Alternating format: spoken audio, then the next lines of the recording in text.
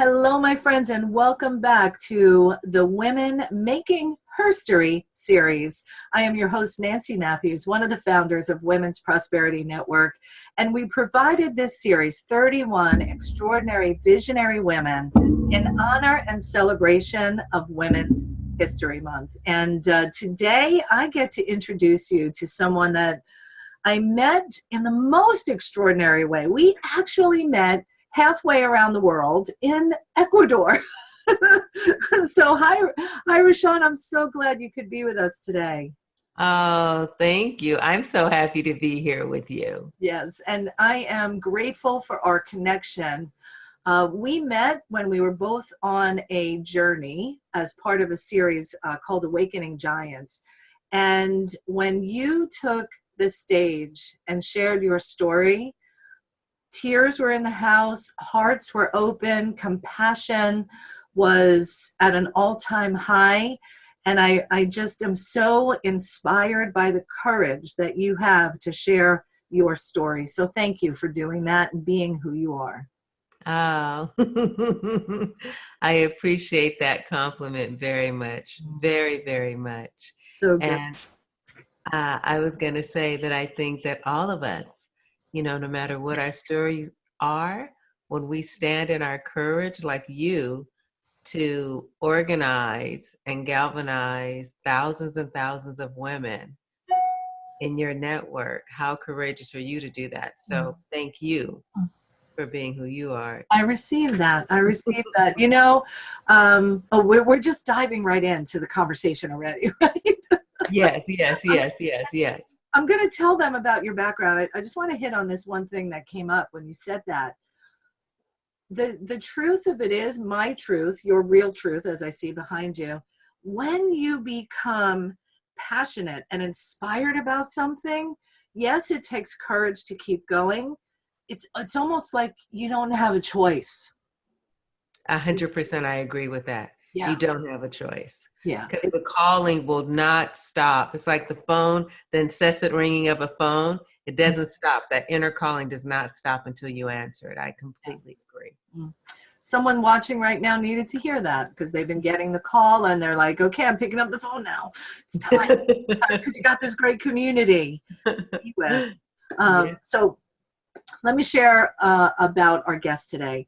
So RaShawn Renee is the author of 44 Hours and 21 Minutes, A Woman's Truth and Power. She's also the co-author of Notes to My Younger Self, Volume 2, founder of Real Truth International, and communicator of Life of Delight, the life you are meant to live. Her current focus is to reach 111 million people. That's right, 111 million people.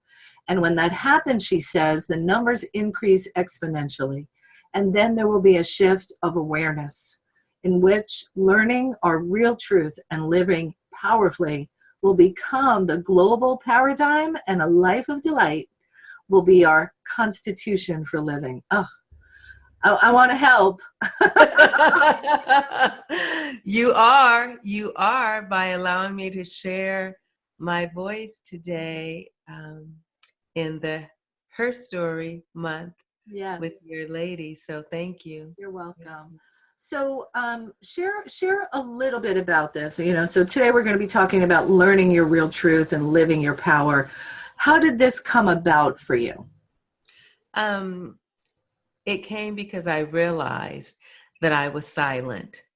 And, from where you and I met, I said in an interview, I felt almost as if I were dead inside. And how I mean that is I was connecting to only momentary happiness, momentary successes, momentary fulfillment. And I knew that there was so much more than that.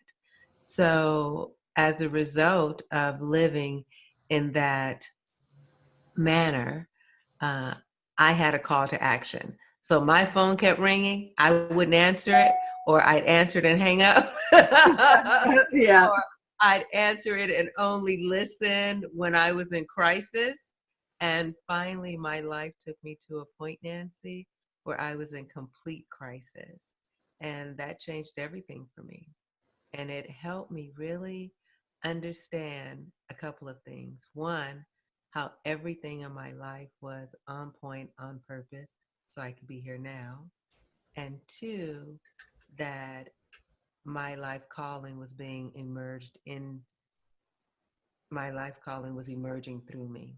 Mm, And that's how it came to be. yeah. So I do know a little bit about your story and some of what you've been through. And as we go through life, and I was really touched when you just said moments of happiness, you know, conditional happiness related to accomplishments or jobs or people. And um, how did your wake up call come? Where So, you know, like it's like there's got to be more. What was that wake up moment for you? well, I'm not going to share it in complete detail because I want the audience to read 44 Hours and 21 Minutes, A Woman's Truth and Power, so that they can ask themselves the questions that are posed in the book, Good. excavate themselves. What I will say is that my awakening didn't happen in one moment. It was a succession of things where I was silent and marginalized myself, which Mm, culminated me into moving into a relationship that was unfit for me or any other person that would choose to be in that type of relationship. And at the end of that relationship, I took stock of the totality of my life mm, and realized that I needed to make some real changes. And I don't mean exterior changes. I mean to really closely look inside of myself, mhm. see what was deposited in me growing up, understanding my conditioning that was habitual from not only the family in which I was raised, but that which was put upon me through society. And how all of that changed. Yeah, and I think that so there's with all the conditioning that we go through from our families, from societies, you know, generations passed down again, it's almost as if, and I know I went through this myself on my own journey, I Mhm. didn't even realize there was something else available. Right, right. So how do you know that shift from that conditional living? How do we make that shift? Well, first we have to decide that we really want to create a different life for ourselves. And it doesn't have to be, I hear so many women say to me, oh, well, my life isn't so bad, right? But why does the so have to be in there? Life Mhm. is not meant to be bad at all. So the first thing we really have to do is take stock. And what that means is ask yourself the primary question of who seeded me? Meaning, what was given to you as a little person that helped you form your identity? Mm. So I'll tell a quick story about me so that I'm sorry, so that the listener at this moment, the audience, will understand what I'm saying. In 44 Hours and 21 Minutes, I talked about the men in our family. And particularly, I talked about my father, biological, my bonus father, the father that raised me, Mm. and the grandfather that I just thought was everything. Well, what I learned from those three men, each of whom sometimes treated me well and sometimes treated me poorly, unconsciously, I was learning that I could be haphazardly treated unconsciously. Yeah, your Right? So volume, sometimes they would say that again, your sound went out just a little bit right there. So that you could be treated. haphazardly. Oh. So in that haphazard treatment, what that was unconsciously putting in me was conditioning that time I'd be treated well and sometime I wouldn't be treated well. But both of them were okay because that was the seeding that was put in me. So once I did my excavation work, I realized that I too was treating myself haphazardly. So I would have tremendous success in business and then wonk, wonk, wonk. I'd have tremendous success in relationship with a partner, a man, Mhm. then wonk, wonk, wonk, and on and on and on. What it was all correlated with was what was deposited in me to learn how to treat myself and receive that treatment from others. And that was haphazard treatment. So Mm. I had to do some excavation work and release that, because that type of mindset and that vibrational energy that I once carried was not creating the life of delight that I wanted. The life of right. Hmm. So So, as um, the listeners hear us and see us, I would say that for them, please, if you aren't living the life that you choose to live, then examine where you were seated and take a look at the things that were deposited in you mm, and how that's having you think the way you think and respond to life in the way that you're responding that isn't serving the life that you want. beautiful, beautiful. Thank you. Thank you for that. Um, I was going to ask, why do you think so? Your book has been out for a couple of months now. When did you release the book? November 4th, the baby was born. All right, all right. And it's getting huge accolades. Readers are loving it. I was about to ask you, why do you think readers are loving it? I have my own little idea about it now. Yeah. Why is it resonating so with readers? Because the community, well, first of all, because it's a love letter.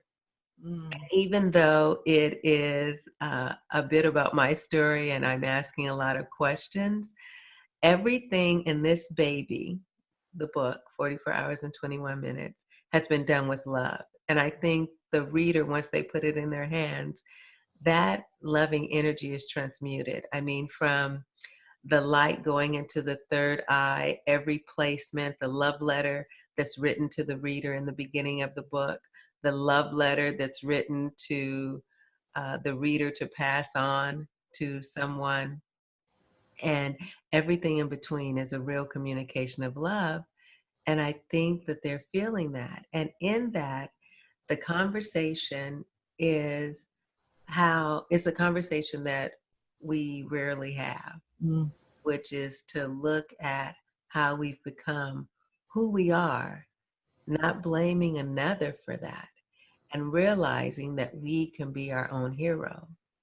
So I wrote the book an idea for women, and I'm amazed at all the men that are communicating how it's helping them, Mm. and the women that are reading it and telling me how it's helping them in their relationships.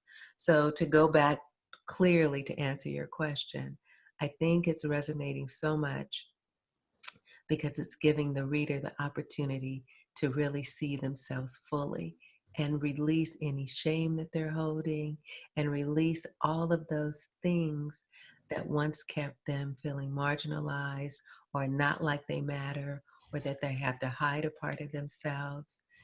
Yeah, Mm. that's what I think is happening. Yeah, beautiful. Thank you. Thank Yeah. you. I can't wait to get it. And we'll have a link for you here where you can get the book. And then also, I think you gave us a chapter as a giveaway for everybody. Yes, Thank you yes. for that. Get a taste of it. Yeah. And let me tell you, the chapter that I've given hasn't even been released yet, Nancy. It's the audio part. So that's not Oh, even coming out until the middle of March. So your audience will be the first ones to thank hear you for our that. audiobook. You're very Oh, what a great gift. So generous. yeah. All right. So, I'm so moved and um, in appreciation of your presence that is so soft, so powerful, so feminine, and so strong. So thank you for being her. Thank you, I Nancy. Thank you appreciate you. very much. That was beautiful. I received that. Good, good. All right, so we're about to wrap up. Women Mhm. in history, a woman in history who's made an impact or an influence upon you. Who's your woman in history? So this is what I have to say first.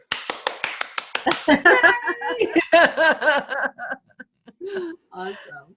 That's a celebration for the completion of that part of our interview and a celebration of the two women that I'm going to mention right now. So, the first is my mother, because, and the book is dedicated to her. And I celebrate her and I'm inspired by her because she is a woman that, independent of how she was conditioned, has always been determined to grow. And I just so admire that she Mhm. is always wanting to grow, willing to grow. Yeah. She's like that. Have you Beautiful. seen in the street or on the sidewalk where the grass will grow through the cement? Because Yeah. it's saying, like, no matter what, I'm coming out, no matter what. Yeah. That's my precious mother. Like, no matter what, I'm coming out. I won't stay stuck. I love, So I just celebrate her for that. and I celebrate her as well. Thank you. Awesome. And you And have then, another one, right? and I say that again, You have Nancy. another person too, right? You want to I share? do. And the other person is Barbara Jordan. OMG. So when I was a little person, I didn't know anything about politics. Of course, how do you know that? Like at 4 or 6. But there was, the television was on and I heard a woman's voice and it stopped me in my tracks. And I sat down to listen to what this woman was saying. And I could not comprehend, but there was such a power coming from her. And this was in 1976. And she was speaking in front of Congress. Now, she herself was the first woman ever elected to the Texas Senate. She Mm. was the first woman um, that has a complexion like mine that led the Democratic um, uh, okay, The you know, party? National Convention. Yeah, the Democratic National Wow. Convention. Yeah, and so, and then to have her be the first woman to serve on the Senate in Texas, that was incredible. That was just unheard of at that time. Wow. So good. And so I think she kind of followed me, she follows me. And so when I signed to do 44 hours and 21 minutes, the company that published with me, I went to go meet everyone because, as I said, 44 hours is my baby. So Mhm. I wouldn't just sign with a publishing house. I had to go and meet everyone that was working there and feel them. Yes. Well, as I am leaving the airport, there I am greeted by the biggest statue of Barbara Jordan. And I was in awe of that. And I just thought to myself at that moment, you are saying yes to me, that Hmm. I too am a communicator. And I too get to be the first of whatever that is going to be. And I too get to clearly and wholly put this message in the world. And she was a woman who always chose to be on the right side of humanity. In one of her speeches, she said, we have to realize that equality is our birthright and we cannot hide ourselves. And that's so much of the message in 44 hours, Yeah. 21 minutes of woman's truth and Beautiful. power. So, Thank you. Wow. I am filled up with so much goodness, and I'm sure our audience is as well. Thank you for all your work in the world, for being with us and making the time to be a part of this series of visionary women making history. And you're doing that. Thank you, my friend. thank you very much for having me, Nancy. My absolute pleasure. All right, so viewers, go ahead, click on the link below. You will be the first to get, and this is the audio portion of the book. Exactly. Wow. of Not the out first. yet. Not out yet. Very good. Thank you. Thank you for taking care of our community and honoring us with such a great gift. And then also, if you have not done so yet, click on the other button that says join the movement and join us in this movement of women sharing their stories, making history together. Thank you so much for being with us today. Keep an eye on that inbox for the next extraordinary woman that we have the pleasure of introducing you to. Have a beautiful day, my friends. Bye, RaShawn. Bye-bye, Nancy.